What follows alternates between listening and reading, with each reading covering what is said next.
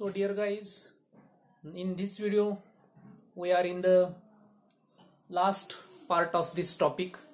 This is the last video for this topic, transition and inner transition elements. We have studied this topic in detail. Now some points are remained from this topic. So applications of actinoids. Actinoids application, where the actinoids are used actually. The actinoids, मी कालच्याही video मध्ये सांगितलं, generally most of the actinoid elements are not existing in the nature. They are prepared in the life. They are prepared in the laboratory. ते कुठं तयार केले चाललेत? Laboratory. आणि त्याच्यामुळे they are not existing in the nature in the large proportion. So initial only 2-3 actinoids. सुरुवातीचे जे actinoids they are only existing in the nature and therefore they have very limited application. But these initial 2-3 actinoids are also having so much applications. So in the actinoids, the americium, this is used in the smoke detectors. कुठं आग वगैरे लागणार असेल तर alarm बसवलेले असतात smoke detector. जर त्या अलार्म मध्ये, त्या स्मोक डिटेक्टर मध्ये जर धूर वगैरे कुठला जळालेला वगैरे गेला तर पटकन तो अलार्म वाजतो आणि आपल्याला कळतं की इथं आग लागणार आहे, इथं काहीतरी शॉर्ट सर्किट होणार आहे. तर अशा ऍडव्हान्स्ड एरियामध्ये तिथं स्मोक डिटेक्टर बसवले जातात आणि तिथं रेडिओ ऍक्टिव्ह एलिमेंट कोणता वापरला जातो? अमेरिसियम वापरला जातो.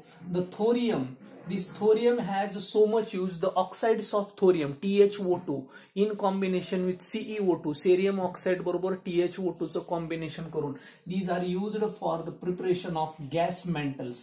तुम्हाला माहित आहे गावोगाव जुन्या काळामध्ये किंवा आता ही बत्ती असायची, लाईट वगैरे गेली तर आपण बत्तीची ती मॅन्टल जाळी पेटवली जायची, त्याच्यातून निघणाऱ्या गॅसवर ती जाळी त्याच्या गॅसच्या हिटिंगमुळे ती तापायची आणि चमकायची आणि सगळीकडे प्रकाश व्हायचा. तर ती गॅस मेंटल बनवण्यासाठी कोणाचा वापर केला जातो? थोरियमचा. The thorium 232, this isotope is used as a nuclear weapon. अणुशस्त्र म्हणून, वेपन म्हणजे शस्त्र युद्धामध्ये वगैरे. Or these are also used in the nuclear reactors. अणुभट्टीमध्ये सुद्धा या थोरियमचा वापर केला जातो. Next the uranium, this uranium 235, this is also used same as a nuclear weapon as well as in the nuclear reactor as well as in the thermal reactor. औष्णिक विद्युत भट्टीमध्ये, दुसरं औष्णिक भट्टीमध्ये, अणुभट्टीमध्ये आणि ऍज वेल ऍज अणुशस्त्र म्हणून युद्ध करण्यासाठी एकमेका देशामध्ये सुद्धा कोणाचा वापर केला जातो? युरेनियम 235 चा वापर केला जातो. Also the alloy of thorium and uranium. Thorium and uranium, this is used for estimating the age of stars. एखादा स्टार किती वर्षापूर्वीचा आहे त्या स्टारचं एज एस्टिमेट करण्यासाठी, एज ऑफ द स्टार्स एखाद्या तारका समूहाचं, ताऱ्याचं एज किती आहे, वय किती आहे काढण्यासाठी थोरियम आणि युरेनियमचं कॉम्बिनेशन तिथं वापरलं जातं for the estimating age of the star. Also the alloy of magnesium with thorium. थोरियमचं जर alloy समिश्र बनवलं कुणाबरोबर? मॅग्नेशियम बरोबर. और you may use with zirconium. तर ह्या मॅग्नेशियम थोरियमचं alloy, this alloy has also so many application. त्याचे वेगवेगळ्या कॉम्बिनेशन मध्ये कधी झिरकोनियम बरोबर, कधी मॅग्नेशियम बरोबर सुद्धा याचे alloy काय केले जातात? वापरले जातात. तर ह्या अलॉयचं सुद्धा काय आहे? खूप मोठा काय आहे? इम्पॉर्टन्स आहे. कुणाचा? मॅग्नेशियम आणि थोरियमचा. आणि जनरली मोस्ट इम्पॉर्टन्स जर सांगायचं झाला, एक महत्वाचा इम्पॉर्टन्स, कारण ह्यांचे जे अलॉय आहेत ते वजनाला खूप हलके आहेत आणि वजनाला हलके आणि स्ट्रॉंग आहेत, ड्युरेबल आहेत, स्ट्रॉंग आहेत, लाईट इन वेट आहेत and therefore they are used for the preparation of missiles.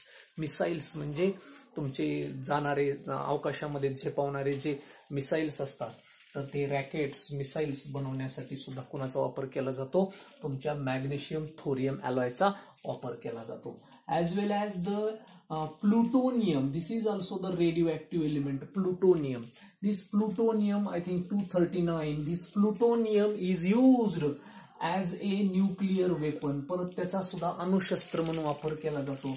And Japan blast जो आपण फेमस ब्लास्ट म्हणतो, अमेरिकेनं जपानवर हल्ला केला होता 1942च्या दरम्यान, 1942-1945च्या दरम्यान on the Nagasaki and Hiroshima.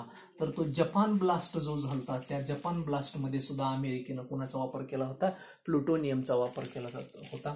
So there are different applications of actinoids in the wars as well as in the scientific field, in the research field, or in the space field. So these are the applications of actinoids. Next one is the color of the actinoids. Remember guys, the actinoids also show color because of three phenomenon: FF transition, FD transition, and charge transfer spectra, ligand to metal charge transfer spectra. These three phenomenon are present in the actinoids, but mostly color of the actinoid is because of FF transition, and FF transitions are 10 times more intense than lanthanoids.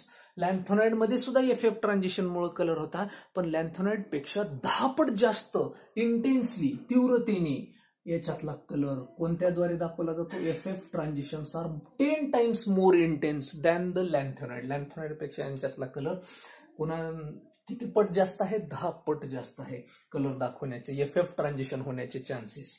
दुसरं FD transition सुद्धा दाखवलं जातं. Uranium 3+ नावाचा ion कोणतं transition दाखवतो, FD transition दाखवतो. आणि ligand to metal transfer spectra तुम्हाला माहिती आहे, लिगॅन्ड टू मेटल चार्ज आपण मॅग्नेट आयॉन मध्ये बघितला होता आणि इकडे लॅन्थोनाइड्स मध्ये सुद्धा बघितला.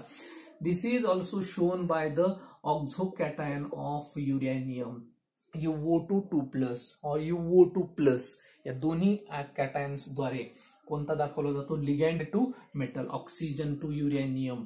देर is a transfer of the charge, and this is also shown by the actinoids, ligand to metal, F2D transition as well as FF transition. But remember guys, same like lanthanoids, F0, F7 and F14, these are not showing color. इथं सुद्धा हे 3 electronic configuration colour दाखवत नाहीत. They are also colourless, ते सुद्धा काय आहेत, colourless आहे. This is all about the colour of the actinoids. Next आहे magnetic properties of actinoids. In the lanthanoids we have seen the magnetic property is because of spin magnetic moment or spin angular momentum and orbital angular momentum, दोघांमुळे ही magnetic moment होती. पण इथं काय झालेलं आहे, in the case of 4F काय होतं, 4Fs are not much shielded, they are little bit shielded by the outer electron, little bit shielded by the outer crystal field, shielded by outer crystal ligand field. 4F मध्ये थोड्या का होईना प्रमाणात काय होती, crystal ligand field होती. आणि त्याच्यामुळे तिथं डी ऑर्बिटलला ऑर्बिटल अँग्युलर मोमेंटमला न्यूक्लियस भोवती फिरण्यासाठी स्कोप होता, आणि म्हणून तिथं स्पिन पण होती आणि ऑर्बिटल पण होती. कुणामध्ये, लॅन्थोनाइड्स मध्ये. But in the case of 5F I am telling you from the start of this actinoid, actinoid सुरू झाल्यापासून मी सांगायलोय, the 5F have very poor shielding. आणि पुअर शिल्डिंग असल्यामुळं they are not shielded from the external crystal ligand field. यांच्यातली poor shielding असल्यामुळे ते बाहेरच्या एक्सटर्नल क्रिस्टल लिगॅन्ड फील्डनं, बाहेरचे जे लिगॅन्ड असतात त्या मेटलच्या भोवतीचे, त्यांच्यामुळे ते जास्त शिल्ड झालेले नाहीत. कारण 5F ऑर्बिटल मी सांगितलं बिगर इन साईज आहेत.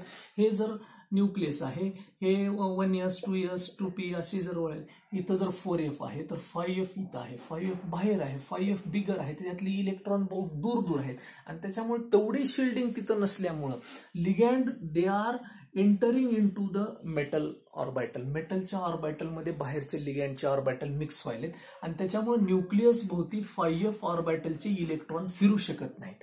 म्हणजे इलेक्ट्रॉन फिरू शकत नाहीत म्हणजे तिथं कोणती मोमेंट नाही, ऑर्बिटल अँग्युलर मोमेंटम नाही. आणि ऑर्बिटल अँग्युलर मोमेंटम का नाही, इलेक्ट्रॉन काय फिरू शकत नाहीत, कारण लिगॅन्डच्या गर्दीमुळे. लिगॅन्ड जवळ आलेत, कारण 5F ऑर्बिटल मधले इलेक्ट्रॉन दूर आहेत.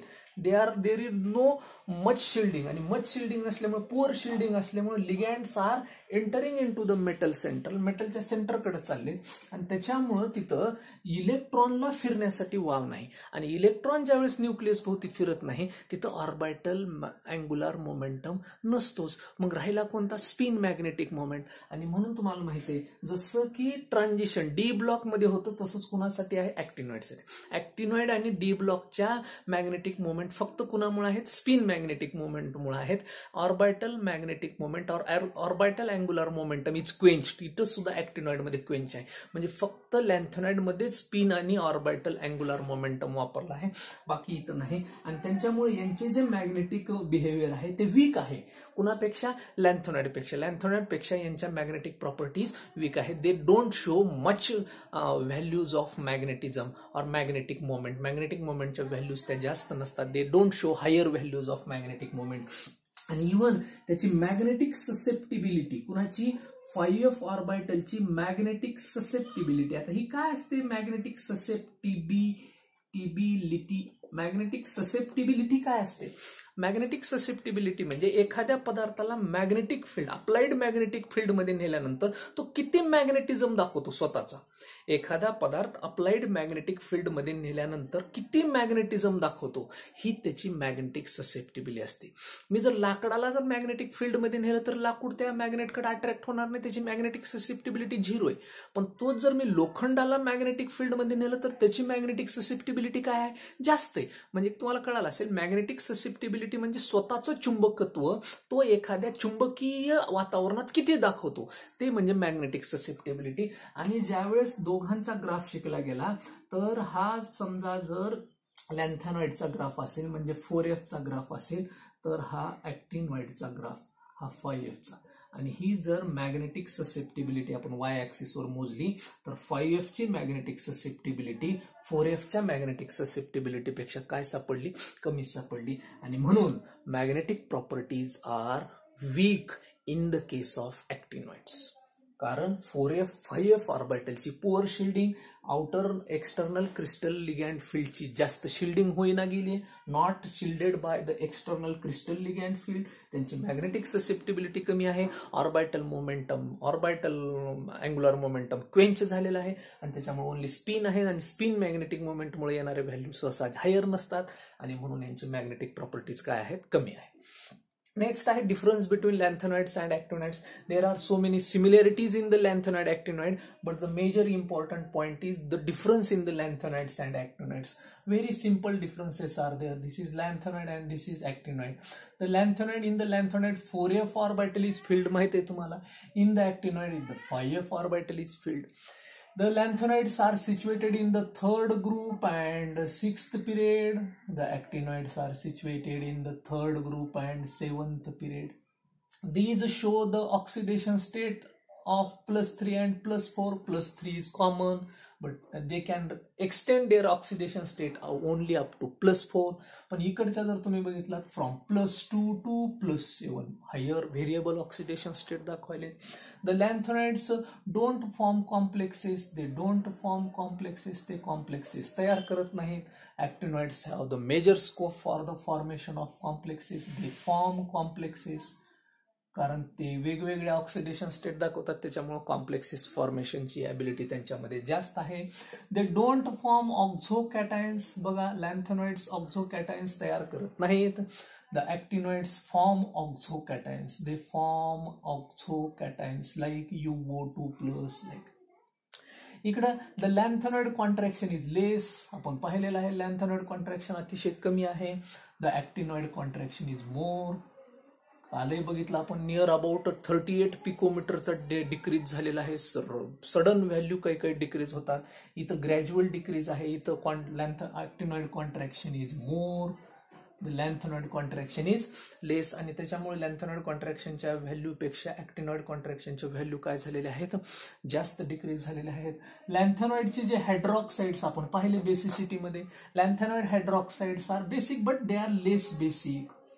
ऍक्टिनॉइडचे जे हायड्रॉक्साइड आहेत, actinoid hydroxides are more basic. They are more basic. कुणाचे? ऍक्टिनॉइडचे हायड्रॉक्साइड्स काय आहेत? They are more basic. The lanthanoids are generally found in the nature. Most of the lanthanoids are found in the nature.